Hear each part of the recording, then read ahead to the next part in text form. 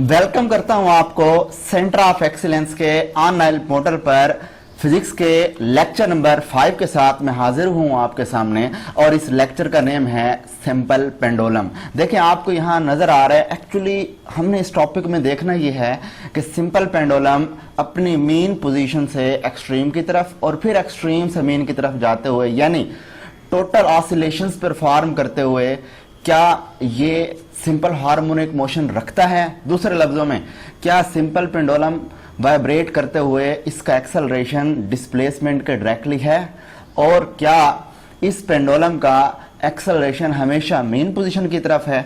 अगर तो ये दो कंडीशन हुई तो सिंपल पेंडुलम भी सिंपल हार्मोनिक मोशन की एप्लीकेशन होगी, अदरवाइज नहीं होगी। आज हमने ये चेक करना है। तो सबसे पहले तो हम ये देख लेते हैं कि ये क्वेश्चन पंजाब के 9 बोर्ड्स में पिछले 10 सालों में कितनी मरतबा पूछा गया। देखें, अगर मैं इसी क्वेश्चन की बात करूं तो ये क्वेश्चन पंजाब के 9 बोर्ड में तकरीबन एज अ लॉन्ग क्वेश्चन 8 मरतबा पूछा गया। अभी हम देखेंगे कि किन किन बोर्ड्स में ये पूछा गया। और इसी टॉपिक में से ही 5 MCQs पूछी गई हैं और इसी टॉपिक में से ही 5 शॉर्ट क्वेश्चन पूछे गए हैं, और हम इनको टाइम टू टाइम इसी लेक्चर में ही डिस्कस करेंगे।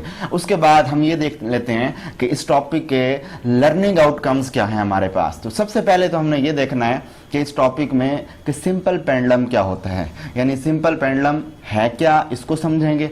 उसके बाद ये देखेंगे कि एक्सेलरेशन क्या डिस्प्लेसमेंट के डायरेक्टली प्रोपोर्शनल है सिंपल पेंडुलम का, और ये भी देखेंगे क्या इसी का एक्सेलरेशन मेन पोजीशन की तरफ है, और ये भी हम देखेंगे क्या मेन पोजीशन एक्सट्रीम पोजीशन या between main and extreme kinetic energy और पोटेंशियल एनर्जीज की वेरिएशंस हैं, उनके अंदर क्या क्या रिलेशंस हैं, कब काइनेटिक एनर्जीज मैक्सिमम होगी, कब मिनिमम होगी, कब पोटेंशियल एनर्जी मैक्सिमम और कब मिनिमम होगी। और फाइनली फिर हम ये देखेंगे कि इस सिंपल पेंडुलम का टाइम पीरियड क्या है और इसकी फ्रीक्वेंसी क्या है। तो सबसे पहले तो हम ये देखें कि ये वाला जो क्वेश्चन है हमारे पास सिंपल पेंडुलम, ये किस तरह पूछा जाता है एज अ लॉन्ग क्वेश्चन।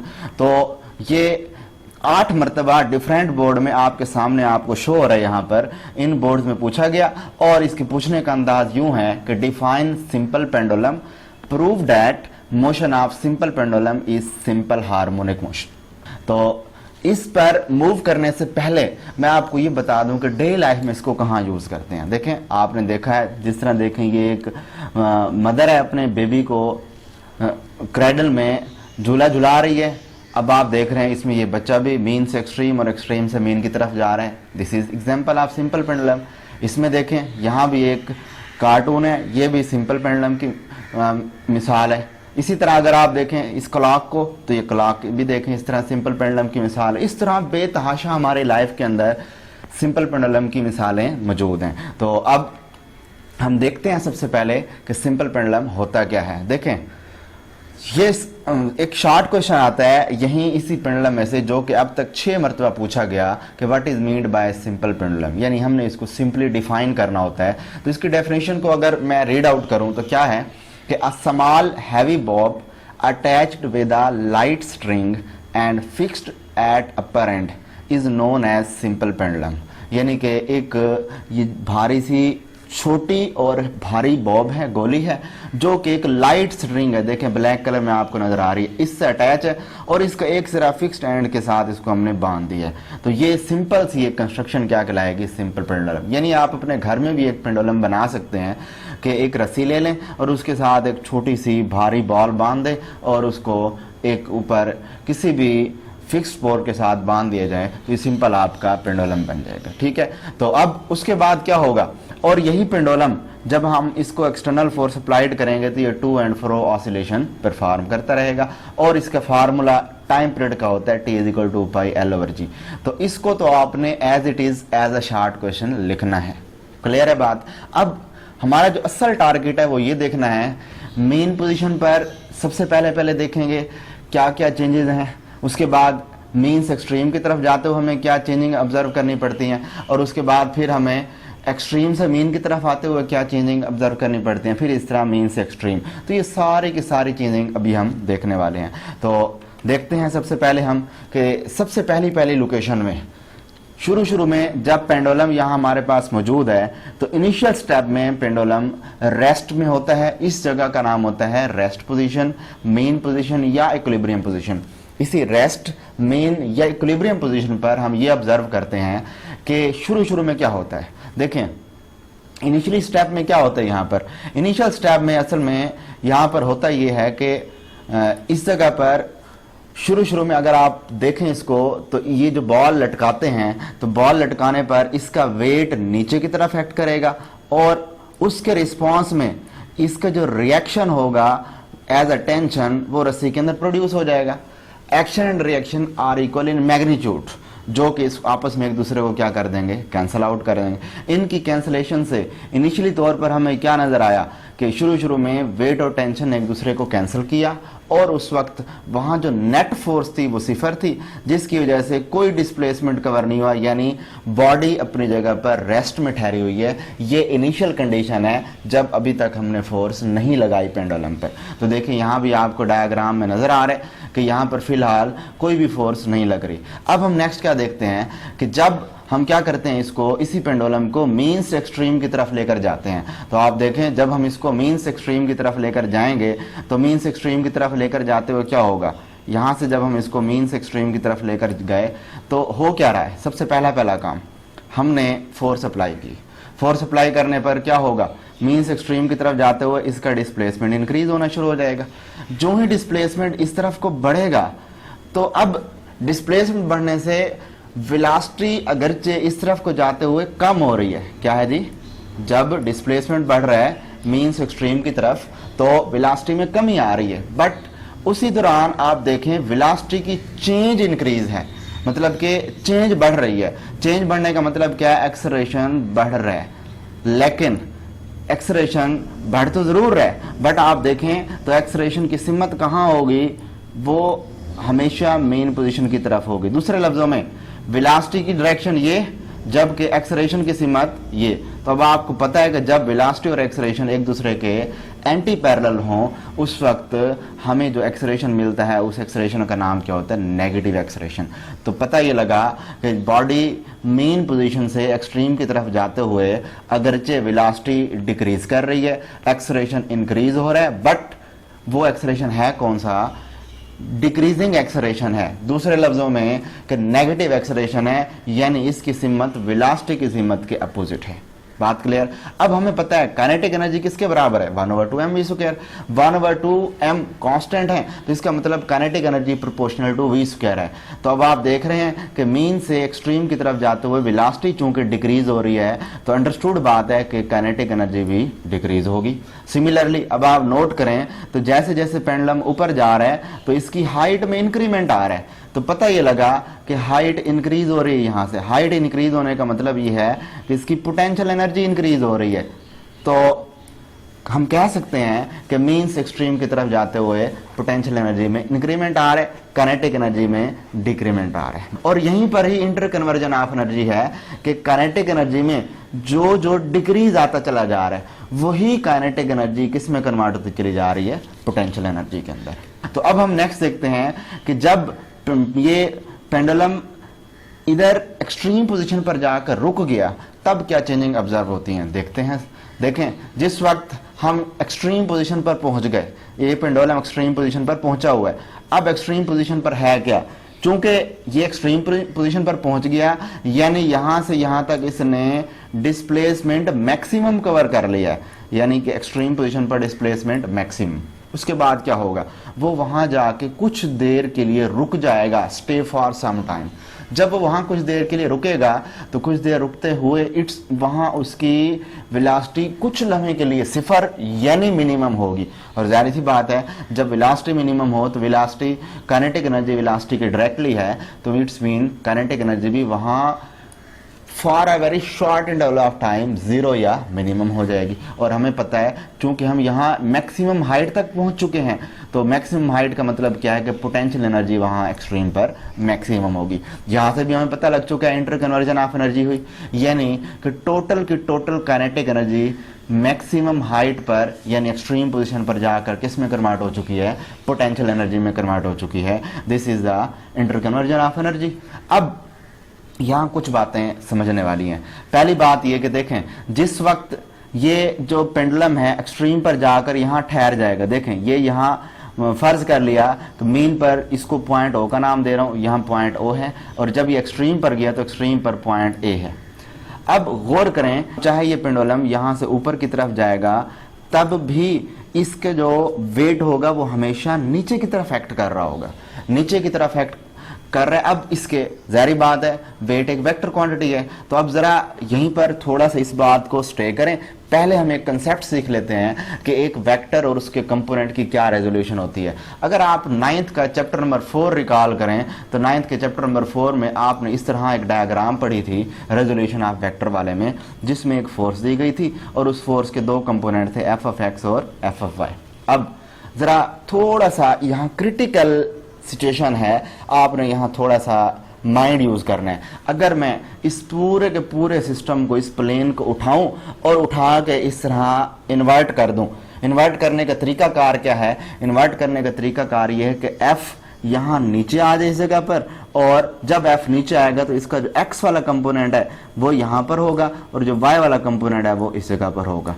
अगर आप गौर करें, अब मैं इसको फोर्स कहने की बजाय अगर मैं इसको डब्ल्यू कह दूं और इसको एफ ऑफ एक्स कहने की बजाय डब्ल्यू ऑफ एक्स कह दूं और इसको एफ ऑफ वाई कहने के बजाय डब्ल्यू ऑफ वाई कह दूं, तो इस दौरान आप ये ऑब्जर्व करेंगे कि जब इसको उलट किया जाएगा, थोड़ा सा रोटेट कराया जाएगा, तो ये जो वेट वाला वेक्टर है ये नीचे आ जाएगा और ये जो डब्ल्यू ऑफ एक्स कंपोनेंट है वो यहाँ पर आ जाएगा और ये जो डब्ल्यू ऑफ वाई कंपोनेंट है वो यहाँ पर आ जाएगा। बात क्लियर है? अब यहाँ एक चीज समझने वाली है, वो ये है कि इसका जो वेट का एक्स वाला कंपोनेंट है डब्ल्यू ऑफ एक्स, इसको नोट करें, एक्चुअली ये नीचे की तरफ एक्ट कर रहा है, बट इसके अपोजिट इस रस्सी में टेंशन भी मौजूद है। यानी यहां से क्लियर हो रहा है कि वेट का एक्स कंपोनेंट और रस्सी में मौजूद टेंशन एक दूसरे को नलीफाई कर देंगे। बात क्लियर? अब सिर्फ एक वेट का कंपोनेंट रह चुका है, वो कौन सा है? W of Y. यानी कि अब एक्सट्रीम पोजीशन से मेन पोजीशन की तरफ कौन सी ऐसी चीज है जो उस बॉल को एक्सट्रीम से मीन की तरफ लेकर आई? वो दरअसल क्या था? वो दरअसल ये इस जगह पर मौजूद रिस्टोरिंग फोर्स है जो उसको वापस ले आई। अब सवाल ये है कि रिस्टोरिंग फोर्स आई कहां से है? एक्चुअली रिस्टोरिंग फोर्स यहां पर वेट के वाई कंपोनेंट की वजह से आई है। यानी वेट का जो वाई कंपोनेंट है यही इसको एक्सट्रीम से मीन की तरफ लेकर आता है। देखते हैं इसको आगे। देखें जब अब क्या होगा, अब देखने अगले पॉइंट पे। पिछले पॉइंट पे हमने देखा कि जब एक्सट्रीम पर थे, एक्सट्रीम के बाद हमने ये कंसेप्ट भी सीख लिया कि वहां पर वेट के कंपोनेंट एक्स वाला जो था वो टेंशन के साथ नलीफाई हो जाता है, ये हमने कंसेप्ट सीख लिया। लेकिन एक कंपोनेंट है वाई वाला जो कि उसको एक्स की तरफ लेकर आता है। अब यहां सबसे पहली चीज, जब हम एक्सट्रीम से मीन की तरफ आ रहे हैं, हो क्या रहा है? जब हम एक्सट्रीम से मीन की तरफ आ रहे हैं तो यहां पर अगर आप नोट करें तो डिस्प्लेसमेंट कम हो रहा है। पहले इंक्रीज हुआ था, अब डिक्रीज होगा। जाहिर सी बात है, चूंकि ये ऊपर से नीचे की तरफ आ रहा है तो यहां से एक बात वाजे होती है कि ऊपर से नीचे की तरफ आते हुए हर लम्हे नीचे जमीन के गिर्द आते हुए ग्रेविटेशनल फोर्स बढ़ती चली जा रही है, हर लम्हे इट्स मीन वेलोसिटी इंक्रीज हो रही है। तो पता ये लगा कि एक्सट्रीम से मीन की तरफ आते हुए वेलोसिटी इंक्रीज हो रही होगी। जाहिर बात है कि kinetic energy proportional to V square होता है, तो पता लगा कि अगर काइनेटिक एनर्जी वेलोसिटी इंक्रीज हो रही है तो काइनेटिक एनर्जी भी इंक्रीज हो जाएगी। और यहाँ सबसे अहम पॉइंट देखें कि चूंकि हम ऊपर से नीचे आ रहे हैं तो नीचे की तरफ आते हुए वेलोसिटी इंक्रीज हो रही है, और हमने देखा है कि रिस्टोरिंग फोर्स भी इसी तरफ एक्ट कर रही है जो उसको एक्सट्रीम से मीन की तरफ लेकर आ रही है। तो जिस सीमत में फोर्स होती है, न्यूटन सेकंड लॉ हमें यह बताता है कि एक्सेलरेशन भी उसी सीमत में होती है। तो यहां से पता यह लगा कि चूंकि रिस्टोरिंग फोर्स इस सीमत में है तो जाहिर बात है एक्सेलरेशन भी इसी सीमत में होगा और वेलोसिटी भी इसी सीमत में इंक्रीज हो रही है। तो वेलोसिटी की इंक्रीमेंट भी इसी सीमत में और एक्सेलरेशन भी इसी सीमत में। हम देख चुके हैं चैप्टर नंबर 2 9th क्लास में कि जब वेलोसिटी और एक्सेलरेशन एक दूसरे के पैरेलल हों तब एक्सेलरेशन पॉजिटिव होता है। तो अब एक और चीज यहां पर देख रहे हैं, चूंकि एक्सट्रीम से मीन की तरफ आ रहे हैं तो हाइट कम होती चली जा रही है। It's mean potential energy is equal to mgh होता है। mg वैसे कांस्टेंट है तो पता लगा कि potential energy directly proportional to height है। जो जो एक्सट्रीम से मीन की तरफ आते हुए हाइट में कमी आती जाएगी, पोटेंशियल एनर्जी भी कम होती चली जाएगी। बात समझ आ गई। अब इसी चीज को हम यूं भी देख लेते हैं कि एक्चुअली क्या है कि एक्सट्रीम से मीन की तरफ वेट का जो mg साइन थीटा वाला कंपोनेंट है ना, यही एक्चुअल में उसको as a restoring force mean position की तरफ लेकर आता है। और इसी फोर्स की वजह से बॉब क्या करती है, यानी ये गोली जो है ये एक्सट्रीम से मीन यानी ए पॉइंट से ओ पॉइंट की तरफ मूव करते हुए आती है। नेक्स्ट अब हम चलते हैं। नेक्स्ट हमारे पास क्या है कि जिस वक्त वो मीन से एक्सट्रीम की तरफ मूव करती हुई आ गई, अब वो कहां पहुंच चुकी है, मीन पर पहुंच चुकी है। अब इस मीन वाली जगह पर नोट करते हैं। इस मीन वाली जगह पर जरा गौर करें दोबारा से कि ये यहां पर नहीं रुकेगी। क्यों? उसकी वजह क्या है? हमें पता है कि हर बॉडी के अंदर एक अपनी एबिलिटी है कि अगर हम उसको रोकना चाहें तो उसकी बॉडी का इनर्शिया उसको रुकने नहीं देगा, बल्कि वो हरकत में ही रखना चाहेगा। तो इट्स मीन जब ये यहाँ से बड़ी तेज रफ्तार से आ रहा है तो यहाँ पर इसकी वेलोसिटी मैक्सिमम हो चुकी होगी। इट्स मीन मेन पोजीशन पर इसकी काइनेटिक एनर्जी भी मैक्सिमम होगी। यहाँ से पता लग रहा है कि बॉडी का इनर्शिया चाहेगा कि अब चूंकि इसकी वेलोसिटी मैक्सिमम है तो ये रुके ना, बल्कि ये आगे की तरफ ही मूव करे, तो ये इनर्शिया की वजह से आगे जाएगी। इट्स मीन इस जगह पर आकर ये स्टॉप नहीं होगी। और यहां देखें आपको ग्राफ में भी नजर आ रहा है कि मेन पोजीशन पर आकर ये काइनेटिक एनर्जी देखें फुल इंक्रीज का ग्राफ शो नजर आ रहा है, जबकि पोटेंशियल एनर्जी देखें बिल्कुल आपको थोड़ी सी नजर आ रही है। तो और एक और पॉइंट यहां पर देखने वाला है कि मेन पोजीशन पर आकर वो बॉल जो है उसकी हाइट बिल्कुल जीरो या मिनिमम हो चुकी होती है। इट्स मीन वहां मेन पोजीशन पर पोटेंशियल एनर्जी भी मिनिमम हो चुकी है। अब हम ये देखते हैं कि अगर हम इसी बॉडी को मीन से एक्सट्रीम पोजीशन की तरफ लेकर जाएं तो क्या होगा। तो आपको नजर आ रहा है कि जब इसको मीन से एक्सट्रीम की तरफ लेकर जाएंगे, हम पढ़ चुके हैं कि इसकी बॉडी का इनर्शिया इसको मीन से एक्सट्रीम की तरफ लेकर जाएगा। अब यहाँ क्या क्या चेंजिंग नजर आएंगी। जब मीन से एक्सट्रीम की तरफ पेंडुलम जा रहा है तो इस वक्त हो क्या रहा है, डिस्प्लेसमेंट इंक्रीज होता चला जा रहा है। बात क्लियर है? जो जो डिस्प्लेसमेंट इंक्रीज हो रहा है उस वक्त आपको एक बात नजर आ रही है कि यहाँ पर जो ग्रेविटेशनल फोर्स है हर लम्हे ऊपर जाते जाते कम होती चली जा रही है। इट्स मीन यहाँ पर वेलोसिटी में कमी आती चली जा रही है। लेकिन साथ साथ एक चीज नोट करें कि वेलोसिटी कम होने का मतलब क्या है कि इस वक्त काइनेटिक एनर्जी भी कम हो रही है। ठीक हो गया। अब वेलोसिटी के साथ एक्सेलरेशन का रिलेशन देख रहे हैं कि जैसे जैसे मीन से एक्सट्रीम की तरफ जाएंगे वेलोसिटी में कमी। वेलोसिटी में कमी का मतलब यह है कि हर लम्हे जो चेंज है वो ज्यादा से ज्यादा है।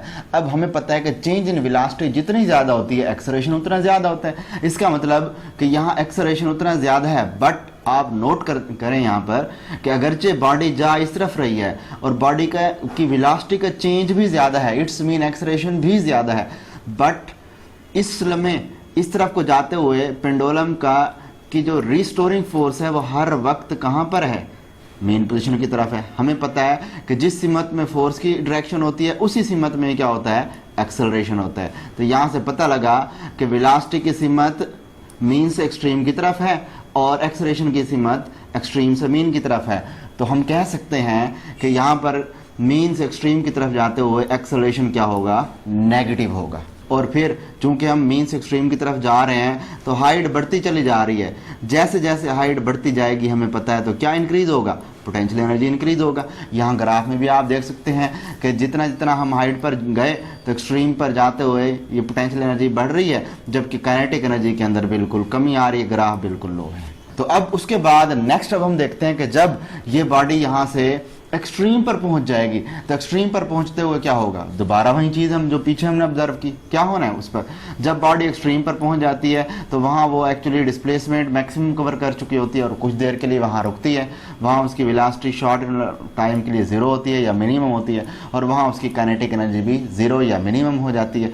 और चूंकि वो मैक्सिमम हाइट पर चली जाती है तो वहां पर एच मैक्सिमम होती है और पोटेंशियल एनर्जी भी मैक्सिमम हो जाती है। ठीक हो गया। तो अब उसके बाद यही चीज मैं आपको यहां पर देखें एनिमेशन की शेप में दिखा रहा हूं कि पेंडुलम, अब ये जो पूरी हमने ऑसिलेशन देखी है उस पूरी ऑसिलेशन में हो क्या रहा है। देखें शुरू में ये जो बॉल है यहाँ मेन पोजीशन पर होती है। मेन पोजीशन जब ये इस तरफ जाने लगी तो आप गौर करें कि ये मीन से एक्सट्रीम की तरफ जाते हैं वेलोसिटी की सीमत ये, एक्सेलरेशन की सीमत मीन की तरफ। फिर मीन से इधर एक्सट्रीम की तरफ जाते हुए वेलोसिटी की सीमत इस तरफ है एक्सट्रीम की तरफ, जबकि एक्सेलरेशन मीन की तरफ है। पता ये लगा कि चाहे पेंडुलम ये इस तरफ वाली राइट साइड वाले मीन की तरफ जाए, चाहे वो लेफ्ट साइड वाली एक्सट्रीम की तरफ ही जाए, दोनों साइड्स की एक्सट्रीम की तरफ वेलोसिटी की डायरेक्शन एक्सट्रीम्स की तरफ होगी, जबकि उसके एक्सेलरेशन की सीमत हमेशा मेन की तरफ होगी। ये बात भी हमने देख ली। और फिर ये आता किसकी वजह से है, रिस्टोरिंग फोर्स की वजह से ये दोबारा मेन पोजीशन की तरफ आता है। और इस मेन पोजीशन की तरफ आते हुए दोबारा अब यहाँ से मेन पर रुकता नहीं है बल्कि इनर्शिया की वजह से आगे गए। और पता अब यहाँ से क्या लगा, यहाँ से अब दो चीज़ें क्लियर हो गई। पहली चीज़ ये कि बॉडी मेन से एक्सट्रीम की तरफ किसकी वजह से जाती है, ये हमारे पास पहले अप्लाइड फोर्स की वजह से। फिर हुआ क्या, फिर उसकी वजह से ये रीस्टोरिंग फोर्स की वजह से एक्सट्रीम से मेन की तरफ आई। फिर उसके बाद यहाँ रुकी नहीं बल्कि इनर्शिया की वजह से आगे चली गई। और फिर वहाँ जाके वापस रीस्टोरिंग फोर्स की वजह से इसके अंदर ये दोबारा मीन की तरफ आ गई। तो यहाँ से एक रिजल्ट जनरल बता सकता हूँ मैं कि मीन से एक्सट्रीम की तरफ ये इनर्शिया की वजह से जाएगी और एक्सट्रीम से मीन की तरफ ये रिस्टोरिंग फोर्स की वजह से आएगी। ये बात दिमाग में बिठा लें और इसी तरह ये अपनी ऑसिलेशन को कंटिन्यू रखेगी। अब मैं इस पूरी कंप्लीट ऑसिलेशन को जो भी हमने यहाँ पर देखी है, इस पूरी की पूरी at mean at extreme, from mean to extreme या एक्सट्रीम टू मीन यहाँ इस एनिमेशन में दिखाना चाह रहा हूं। तो अगर आप इस एनिमेशन में देखें तो आपको डिफरेंट प्लेसेस पर देखें, आपको यहां नजर आ रहा है कि जिस वक्त ये मेन पोजीशन पर पहुंचती है तो मेन पर इसकी काइनेटिक एनर्जी मैक्सिमम हो चुकी है और पोटेंशियल एनर्जी जीरो हो चुकी है। और फिर उसके बाद अगर आप नेक्स्ट स्टेप में देखें तो जिस वक्त ये मीन से एक्सट्रीम पर गई तो मीन से एक्सट्रीम की तरफ जाते हुए काइनेटिक एनर्जी कम होती गई, जबकि पोटेंशियल एनर्जी देखें बढ़ती गई। फिर इसी तरह अगर आप नेक्स्ट इसको देखें तो दोबारा जब ये मीन से एक्सट्रीम से मीन की तरफ आई तो दोबारा क्या हुआ, दोबारा मीन एक्सट्रीम से मीन की तरफ आते हुए काइनेटिक एनर्जी बढ़ती चली गई और पोटेंशियल एनर्जी कम होती गई। फिर अगेन जब ये मीन से एक्सट्रीम की तरफ अब जा रही है तो यहां जाते हुए नोट करें क्या हो रहा है। अब इस ग्राफ पे भी आपने तवज्जो देनी है कि ये ग्राफ पोटेंशियल एनर्जी का बढ़ता जाएगा और काइनेटिक एनर्जी का कम होता जाएगा। इस चीज को आपने नोट करना है। देखें अब जो ही ये ऊपर की तरफ गई तो काइनेटिक एनर्जी का ग्राफ नीचे चला गया और पोटेंशियल एनर्जी का ग्राफ ऊपर की तरफ चला गया। सिमिलरली ये पूरी की पूरी कंप्लीट ऑसिलेशन आपको नजर आ रही है। अब हम नेक्स्ट ये देख रहे हैं कि इसका टाइम पीरियड क्या होता है और इसकी फ्रीक्वेंसी क्या होती है। हमें पता है टाइम पीरियड क्या है हमारे पास। टाइम पीरियड ये होता है कि पेंडुलम एक कंप्लीट ऑसिलेशन करने में जो टाइम लेता है वो उसका टाइम पीरियड है। यानी पेंडुलम फर्ज करें यहाँ से गया है तो यहाँ तक जाएगा और यहाँ से जाकर फिर ये वापस यहाँ से यहाँ तक आएगा, तो इसने जो पूरा टाइम लिया इस पूरे टाइम को क्या नाम देते हैं हम, टाइम पीरियड कहते हैं। और इस टाइम पीरियड का फार्मूला हमारी बुक में एज इट इज दिया गया और वो क्या है, T = 2πL/G है। और ये रिलेशन क्या बता रहा है, ये रिलेशन हमें बता रहा है कि time period directly proportional to L/√है। क्या मतलब है इसका, इसका मतलब ये हुआ कि आप जैसे जैसे L को बढ़ाएंगे यानी पेंडुलम की लंबाई इंक्रीज करें तो उसका टाइम पीरियड बढ़ जाएगा। अगर पेंडुलम की लंबाई कम कर दें टाइम पीरियड कम हो जाएगा। तो सिमिलरली यहाँ से ये भी पता लग रहा है कि जो टाइम पीरियड है ये इन्वर्सली प्रोपोर्शनल नज़र आ रहा है किसके, ग्रेविटेशनल एक्सेलरेशन के। यानी इसका क्या मतलब है, इसका मतलब ये है कि हम g की वैल्यू जितनी बढ़ा देंगे टाइम पीरियड उतना डिक्रीज हो जाएगा और g की वैल्यू जितनी डिक्रीज कर देंगे टाइम पीरियड उतना इंक्रीज हो जाएगा। इसकी सिंपल सी मिसाल देता हूँ, 2-3 मिसालें कॉमन सी MCQs पूछी जाती हैं।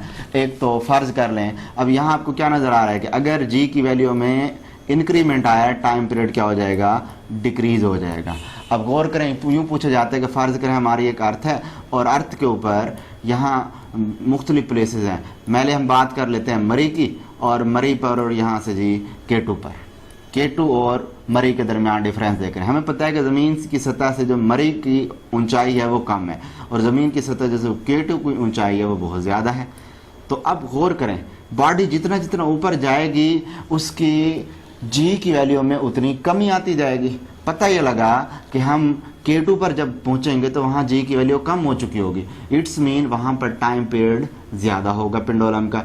सिमिलरली अगर जब हम मरी पर पहुंचेंगे तो मरी K2 से ज़रा नीचे है, इट्स मीन वहां पर G की वैल्यू K2 के मुकाबले में ज़्यादा होगी, यानी इस मरी वाली जगह पर टाइम पीरियड क्या होगा, कम होगा।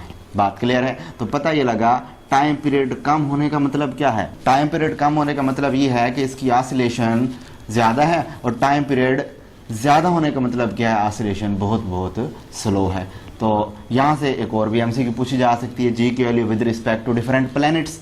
प्लैनेट्स की बात करें तो प्लैनेट्स में क्या होगा, प्लैनेट्स में ये होगा कि वो कह सकते हैं कि अगर हम पेंडुलम को मून पर लेकर चले जाएं तो बताएं मून पर क्या होगा। हमें पता है मून पर जी की वैल्यू 1.6 है और ज़मीन पर जी की वैल्यू 9.8 या अप्रॉक्सीमेटली 10 है।